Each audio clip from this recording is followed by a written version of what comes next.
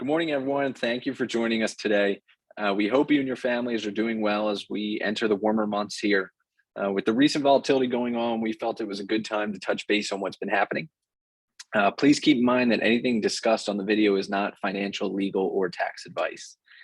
Please contact us individually to discuss any specific situations you have. Jackie, where's the market at today? So looking at the S&P 500, at this point in time, it's down approximately 12% year to date, with international markets down approximately 13%. So this is before market open. So if you're looking at this later in time, the numbers might be different. But we wanted to reach out today basically to talk broadly about the history of market corrections and discuss the benefits of rebalancing as well as ongoing financial planning.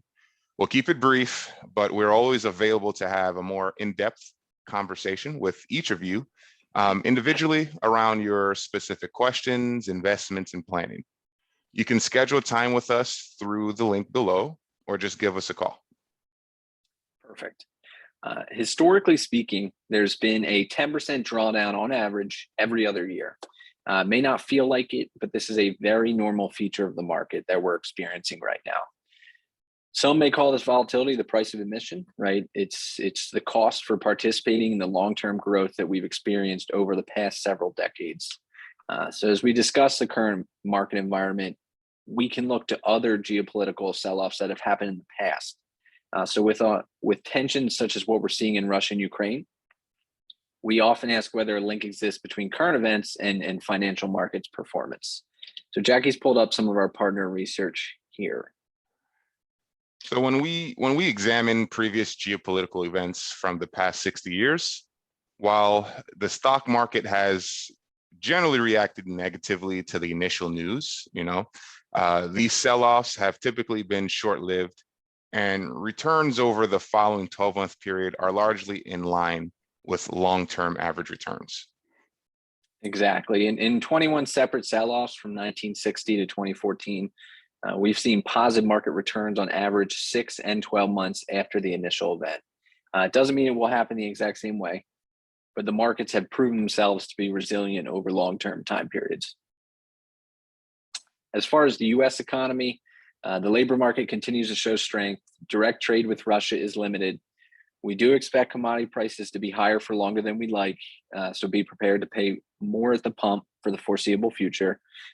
Overall, however, fundamentals will drive markets over long term as they often have, regardless of short-term swings in the market.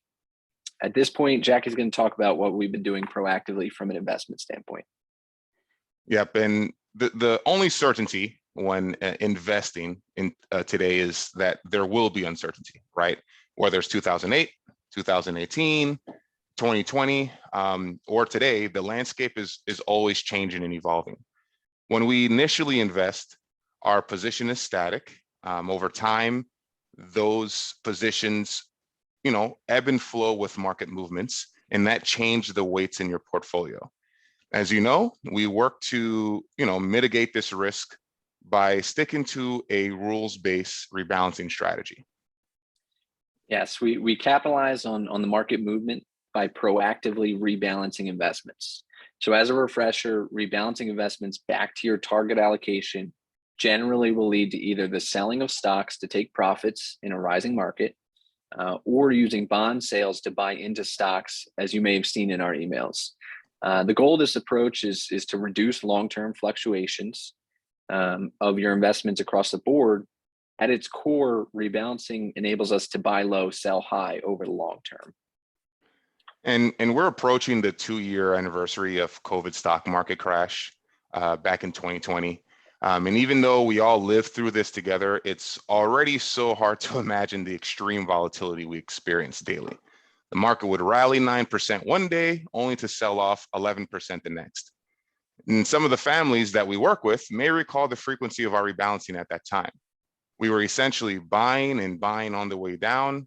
And as a quick anecdote, the market hit its bottom on March 23rd of that year.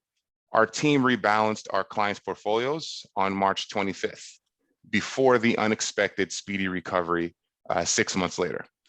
Now, this isn't for us to show any form of speculation or market timing. It's just to show the power of a disciplined approach to portfolio management. Because of this, our clients' portfolios recovered faster than the market itself. I would be remiss if I didn't mention that rebalancing is but one part of the entire picture. Rebalancing with confidence leans heavily on ensuring that your portfolio overall is in line with your risk tolerance and your financial goals. If you have significant changes over the past few months, or if you would like to update your financial plan, please let us know. As we have said, most goals can be accomplished with a robust financial plan and a clear investment strategy. And as I always like to say, a good financial plan is market agnostic. Yes, everybody, thank you for joining us. If you have any specific questions on your situation, or you'd like to review anything specific, please give us a call directly and we'd be more than happy to go through it. Thank you. Have a good day.